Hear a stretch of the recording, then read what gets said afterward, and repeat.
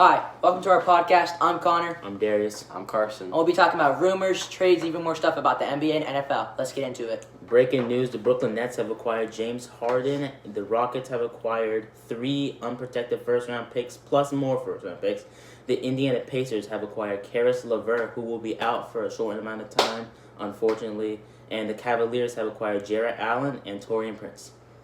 Carson, what are your preferences and who's the wins and losses in this trade? To me, the wins and losses of this trade are the Nets obviously win because they get 3 superstar caliber players in James Harden, Kyrie, and KD. But also, I think a really underrated win is the Cavs because they get Jarrett Allen, and he is a great defensive player. And to me, I don't think the Nets should have given up Jarrett Allen. Yeah, I agree. What about you, Darius? What are your wins and losses and preferences? I gotta agree with Carson, man. The Nets obviously get a player like James Harden in, as an MVP caliber player. 3 All-Stars, for sure, All-Star locks on that team now. The Rockets, they got Oladipo, so what. But, again, the Cavs, underrated winner of this trade, Jarrett Allen. My wins and losses are, of course, the Nets, they got James Harden, but I think they got to move Kyrie out of there now. I just thought 3 superstars will be good. They don't have a first-round pick till 2028, which is incredible. Kyrie Irving could get them at least 2 draft picks and a decent player back, in my opinion. Rockets, Victor Oladipo has great upside, but he's injury-prone now. But the 8 first-round picks in 3-4 years, they could be a playoff caliber, maybe even championship team if they choose right. Pacers, Caris LeVert sadly got a heart injury or something like that, which is just awful. And Cavaliers, with Jarrett Allen, I think they got to move some centers out of there because they could have a whole starting big man group up in there. I think they should trade Andre Drummond for maybe assets or players for their bench because I agree. Now they have Jarrett Allen, so they don't need all these centers on their team. I'm going to have to disagree with that. I disagree 100%. Andre Drummond is a guy who can average 14 rebounds a game. You really want to get that out of Cleveland? For assets and young picks. Get rid of a guy like Kevin Love, who's been in the system forever. Yeah. He's a vet. He hasn't been playing, though. It's time to get him out of there, I feel like. I'd rather keep Drummond 15 rebounds a game. Come on now. Put Jarrett Allen at power forward, Andre at power forward. I feel like Kevin Love, he could also play small forward for them, and Darius Garland, Colin Sexton in there, maybe. But I feel like Larry Nance, some of their big men just have to leave. There's too much big men minutes to go around, and you just can't. Cavs are my low-key pick to make the playoffs this year. Can't I don't know win. why. I feel like if they figure it out. You can't win. You can't win with that group. It's like the opposite of Rockets, small ball but big ball now. Talking about the Rockets, they now have John Wall, Victor Oladipo, and Boogie Cousins, 3 very injury-prone players. What do we think of that? I think they have great upside if they're healthy, of course. I don't think John Wall and Boogie Cousins go back to their all-star, maybe even MVP caliber type players. But I still think they can get it done in their games that they need. I don't think this is a playoff team. Maybe in the future, if they draft correctly, play the cards right, I think they can be, but just not this year.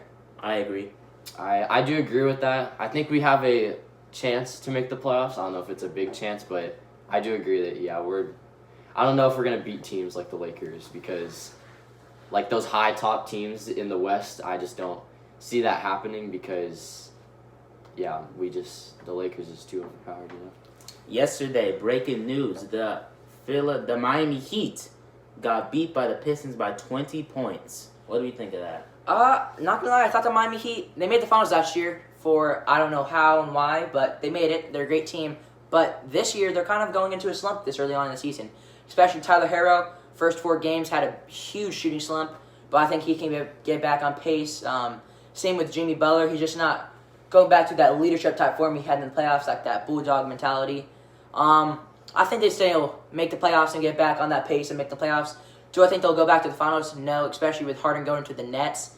I think that's very improbable. But playoffs, I do see in their future. Playoffs, the Miami Heat, if they figure things out, because they are 4-7 right now. So in the East, it's not easier to make the playoffs, but you can kind of get a little bit of a down record and still make the playoffs. Because last year. Yeah. What was it? The Magic, 41 wins, and they still made the playoffs. So, I think the Heat can still make the playoffs, but, they're going to have to figure it out. Toronto Raptors not off to a good start the season, starting at 4-8. They did get it done yesterday against the Charlotte Hornets by only 3 points. That's a team they should beat by at least 10+. But Raptors, I don't know what's going on with them. With the Raptors, they're in the same kind of idea with the Miami Heat. I don't think they'll make the playoffs this year. Just Ooh. I don't have something. That a big claim right there. That is a big claim. I don't think Raptors not making the playoffs.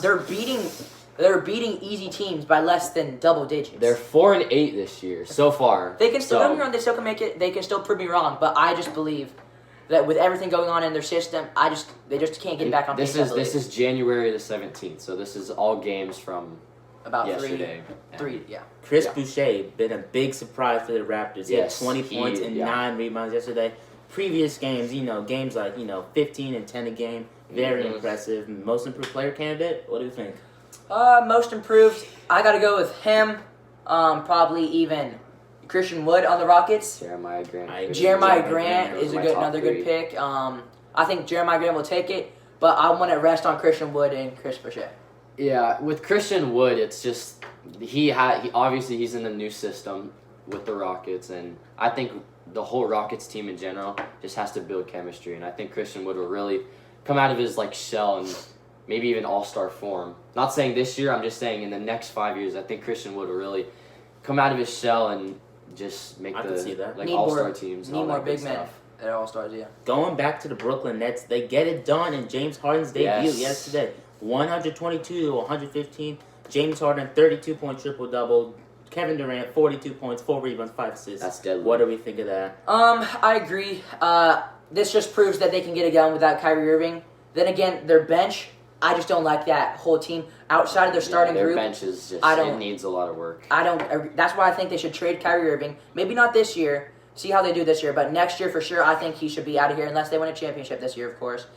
I think they're going to get Kyrie out of here, have a better bench, have a better overall team because James Harden's clearly better than Kyrie, and they got it done. So I agree. Another thing that I'm looking forward to see how it works is the playing time of Kevin Durant and James Harden. Yeah. 40 minutes per game with no bench. That's going to be tough because I don't know if you can play those guys 40 minutes per game. And then again, Kevin Durant was injured last year. Was injured. So was it a torn ACL? ACL. Or was it like ACL, MRC or whatever they call those leg injuries? I believe with that.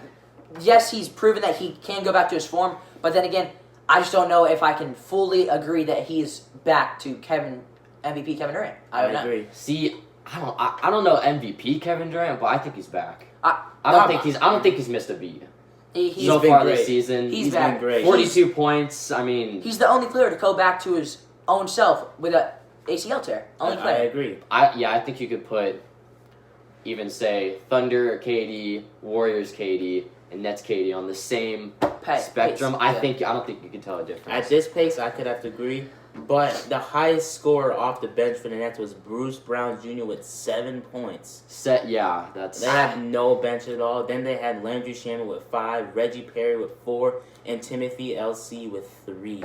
They don't have any youth. They have veteran players like Jeff Green in the starting lineup, which I agree. Great pick, by the way. Same with DeAndre Jordan. He's just getting it done with a rebounds type thing. But I don't think they're going to do DeAndre Jordan through a score. Yeah, I think he might maybe be in the future, like Harden with Capella, Harden with Wood. Yeah. I think he might be a lob threat. Oh, yeah, back in the last few days, yeah.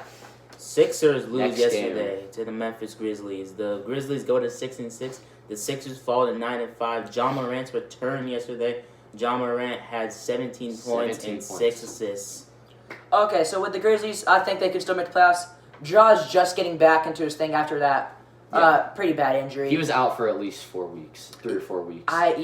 If he gets back to what he used to be, which I think he will, I think he'll make the All-Star game. Even better, I think they'll be a low seed in the playoffs, like 8th or 7th seed in the playoffs. I could see that.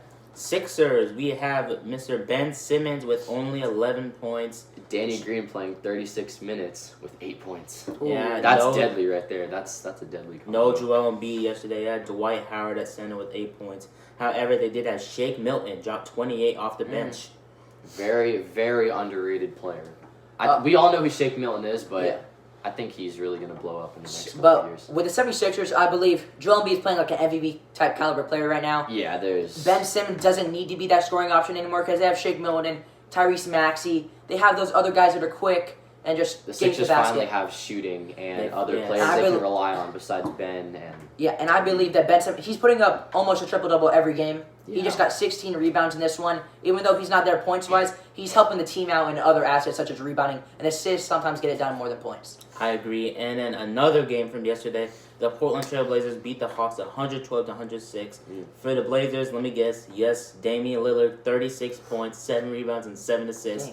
CJ McCollum, 16 points, Melo, 11 off the bench. Also, Gary Trent, 18 off the bench. And I have to say, Gary Trent, underrated. Very, look out very for him. underrated. He is gonna be one of the better shooters in the league. Gary Trent, I think, can be a good six-man of the year option, for sure. I can see Six that. man. He comes off the bench. Yeah. He does come off the bench. That's And fair. another player that I think is really good this year, maybe he didn't have this game because I'm pretty sure he got taken out because of injury because he only had 15, 16 minutes. Yeah. But CJ McCollum, the way he is playing, he got 42 points in a couple games already. I think he can make First couple games against the Rockets, Yeah. he had 36. I think he can make the All-Star game this year. I really do. Him and Damian have a deadly backcourt. Robert Covington playing defense. Yusuf Nurkic. They have a really good team this year. Blazers are They're undeniably. I think they're going to make the playoffs. Obviously, Underrated this playoff year. team. I believe an underrated dark horse team right there. The Hawks box score, we had Trae Young with 26 points, 11 assists, and Clint Capella, 25 Clint points, Capella. 15 rebounds. That's what I'm talking about. John Collins didn't really show up, 8 points, 6 rebounds, but DeAndre Hunter, 15 points, and off the bench, the leading scorer was Brandon Goodwin with 9 points.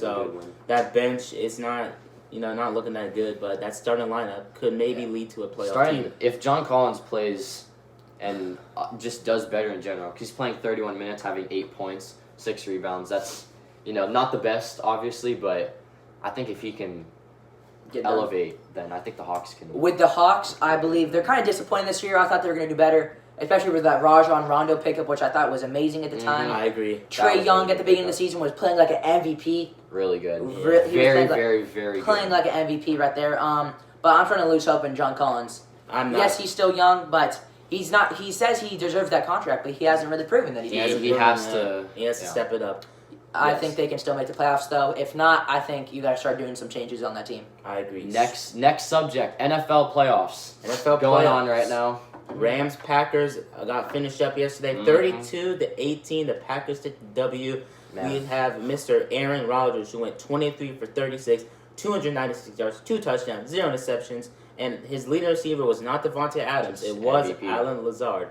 4 receptions and 96 yards for Lazard. Adams had 9 receptions for 66 yards and a touchdown. Okay, so with this Rams team, they have the best defense in the league, undeniably. I thought they were going to hold the Packers. I thought they were going to hold them a little bit. Yes, Aaron Donald was injured, but they weren't getting any pressure whatsoever. None. Not at all. No. Like, that just proves how dominant this Packers team, offense especially, is. The Packers offense. Their defense is good, but they're just not as dominant as their offense. So if the offense keeps putting up numbers, that gives the defense some chances to step up or lay back a little bit, let the other team score, and not worry about it. I agree. The Rams' offensive side of the ball, shaky, 21 for 27, was Jared Goff, 174 yards and a touchdown. Cam Akers had another good game with 18 carries, 90 yards, and a touchdown, 5 yards per carry. Leading receiver Josh Reynolds with 3 receptions, 65 yards, no touchdowns. With the Rams, they of course had their number one defense. Cooper Kupp was not playing, which could have very much helped their offense. They had some injuries, especially with Jared Goff's thumb. I think with the Rams, you need to take more shots. Like sometimes more you shots get that downfield. you take that PI type of shot. Maybe you get pass interference. That's a 30-yard gain, and that's just Well, the Packers won for a reason, and they deserved it. So second game, Bills take the win, 17-3. Disappointing. Lamar Jackson, prayers up to him with the concussion. He finished the game with 160 yards, no touchdowns, but prayers up for him because of the concussion. Bills, however, they did great. Josh Allen's on a roll, 23 for 37, 206 yards and a touchdown. Leading receiver, my boy, Stephon Diggs, 8 receptions, 106 yards, a touchdown. Best 13. duo in the league. Okay, they're definitely top 3 duo. It's a bold take. They love each other. They're brothers now. They definitely have that connection. That Bills defense is feeling good, especially after this game.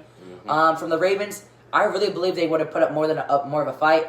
Lamar, if Lamar was playing like himself, then I think they. Yeah, but the Bills know that their running game. If they stop the Ravens' running game, they stop their team, and that's what they did. They got it done. So I believe, and that's what the Bills have to keep learning their opponents more and more. As we speak right now, the Chiefs and Browns game is going on. Not looking good for the Browns. It's 19-3.